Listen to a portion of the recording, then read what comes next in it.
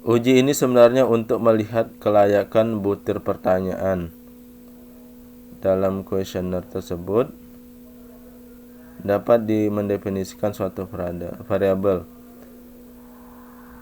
Daftar pertanyaan ini pada umumnya untuk mendukung suatu kelompok variabel tertentu. Uji validitas dilakukan pada suatu butir soal, hasilnya dibandingkan dengan, ini Indonesianya salah ya, penggalan katanya D strip ngan R tabel DF sama dengan N strip K dengan tingkat kesalahan 5%. Jika R tabel, ini ada spasi R dengan tabelnya, kecil dari R hitung, ini juga R spasi hitung, maka butir soal disebut valid.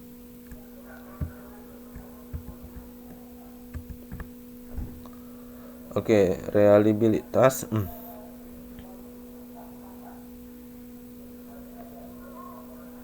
Reliabilitas keterandalan ialah indeks yang menunjukkan sejauh mana suatu alat ukur dapat dipercaya atau diandalkan.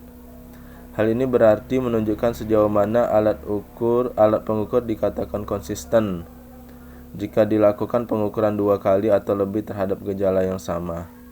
Untuk diketahui bahwa perhitungan uji reliabilitas harus dilakukan hanya pada pertanyaan yang telah memiliki atau memuji uji validitas. Jadi jika tidak memenuhi syarat uji validitas, maka tidak perlu diteruskan untuk uji reliabilitas. Keandalan pengukuran dengan menggunakan alpha Cronbach italik kayaknya, adalah koefisien keandalan yang menggunakan seberapa baiknya item butir dalam suatu kumpulan secara positif ini pakai R enggak? Berkorelasi pakai R kayaknya nih, satu sama lain. Untuk memenuhi kestabilan ukuran dan konsistensi responden dalam menjawab kuesioner. Kuesioner tersebut mencerminkan konstruk sebagai variabel suatu variabel yang disusun dalam bentuk pertanyaan. Jika nilai alfa besar dari 0,6 disebut reliable. Oke.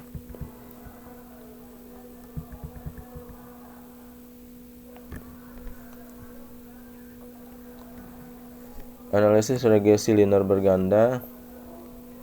Analisis regresi merupakan salah satu alat analisis yang menjelaskan tentang akibat ini pakai strip ya, akibat dan besarnya akibat yang ditimbulkan oleh satu atau lebih variabel bebas terhadap satu variabel terikat. Untuk mengetahui pengaruh variabel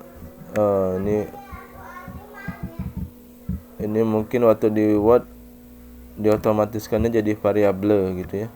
Kembalikan jadi variabel ya. Variabel bebas pada variabel ya, salah tuh. Terikat, dan untuk memprediksi nilai variabel terikat menggunakan variabel bebas. Ini kok variabel semua nih. Maka diperlukan dalam menggunakan analisis regresi. Sudarmanto 2005. Oke. Untuk memprediksi pengaruh nilai variabel, salah lagi ya.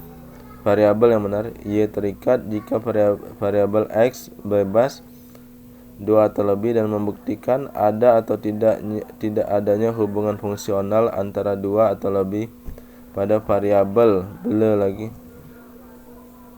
X bebas terhadap satu variabel Y terikat. Juga menggunakan analisis linear berganda. Dalam analisis regresi, fungsi variabel X untuk menentukan explanatory serta variabel sebagai yang diterangkan the explained. Persamaan estimasi regresi linear berganda sebagai berikut. Oke. Ini pakai rumus enggak ya? Nah, ini seharusnya pakai sintaksnya, ini rumusnya otomatis harusnya ada. Oh, atau ini udah pakai rumus cuman belum dirujuk rumusnya nih. Jadi kayak gini. Persamaan regresi linear berganda dapat dilihat pada persamaan 2.1 dan seharusnya ada linknya gitu, sama kayak tabel. Kalau bisa ya yang ini. Ya udah, untuk kamu kayaknya harus bisa deh, diusahakan deh.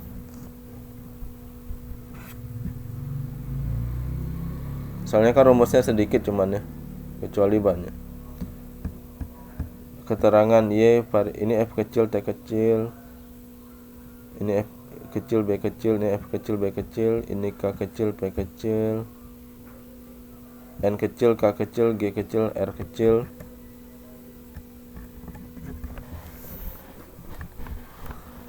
Hal-hal lain yang penting untuk dipahami dalam penggunaan analisis regresi linear di HEP Indonesia diperbaiki ya, seharusnya li strip ne strip R ganda, yaitu perlunya melakukan uji asumsi klasik atau uji persyaratan analisis, U kecil A kecil K kecil atau uji persyaratan analisis regresi ganda sehingga ini berganda mungkin, sehingga persamaan garis regresi yang diperoleh benar-benar dapat digunakan untuk memprediksi variabel dependen atau kriterium. Uji persyaratan tersebut harus terpenuhi, apabila tidak maka akan menghasilkan garis regresi yang tidak cocok untuk memprediksi. Uji asumsi klasik yang harus dipenuhi diantaranya uji normalitas B besar nih, bertujuan untuk menguji apakah dalam model regresi ini ngapa nih ada kayak gini nih. Pemanggalan kata itu diperbaiki di ini ya, di file namanya HEP Indonesia ya, bukan di bab 2-nya ya, dia otomatis nanti. Bertujuan untuk menguji apakah dalam model regresi variabel pengganggu residual memiliki distribusi normal seperti diketahui uji T dan uji F. Kalau nggak tahu tentang pemanggalan kata, lihat di video saya ya, ada tuh di YouTube saya. Seperti diketahui uji T dan uji F. Ini T kecil, ini F besar. Kayak mana nih yang betul nih? Kayaknya F kecil kan. Mengasumsikan bahwa nilai residual mengikuti distribusi normal. Pada prinsipnya normalitas dapat dideteksi dengan melihat penyebaran data titik pada sumbu diagonal dari grafik. Jika data menyebar di sekitar garis diagonal, maka model regresi memenuhi asumsi normalitas. Uji multikolinearitas. Uji asumsi multikolinearitas ini dimaksudkan untuk membuktikan atau menguji ada tidaknya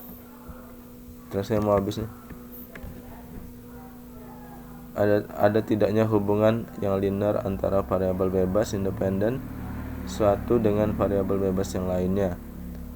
Adanya hubungan yang linear antar variabel independen akan menimbulkan kesulitan dalam memisahkan pengaruh masing-masing variabel independen terhadap variabel dependennya. Oleh karena itu, kita harus benar-benar dapat menyatakan bahwa tidak terjadi adanya hubungan linear di antara variabel independen tersebut. Dalam hal ini menggunakan koefisien signifikansi dibandingkan dengan T. Loh, kok kayak gini ya? Ini tidak ada spasi nih. Tidak ada kayak gini nih. Apabila koefisien signifikansi lebih dari 5%, maka dapat dinyatakan tidak terjadi multi. Ini kok kayak gini ya? Di antara variabel independen. Bila koefisien signifikansi kecil dari alfa ditetapkan, dinyatakan terjadi multikolinearitas di antara ini. Kok mungkin kamu ngopi dari PDF juga nih, independennya Sudarmanto 2005. Oke. Lanjut uji heteroskedasitisitas ini. Bisa saya break dulu lah, baterai saya mau habis soalnya. Uji heteroskedasitisitas ini dimaksudkan untuk mengetahui apakah variabel residual absolut sama atau tidak sama untuk semua pengamatan. Pendekatan yang digunakan untuk mendeteksi ada tidaknya heteroskedastisitas yaitu rank korelasi rank italik dari Spearman. Apabila koefisien signifikansi nilai probabilitas lebih besar dari alfa yang ditetapkan, maka dapat dinyatakan tidak terjadi heteroskedastisitas di antara data pengamatan tersebut, yang berarti menerima, ini salah nih penggalan katanya nih, ber strip r strip t. Itu di HAP Indonesia ya namanya, di HAP Indonesia, bukan di bab 2 nih, menerima H0. Bila koefisien ini kok kayak gini ya, ini apa nih, simbol 8 dari alfa ditetapkan dinyatakan terjadi heteroskedastisitas di antara data pengamatan, yang berarti menolak H0. Oke.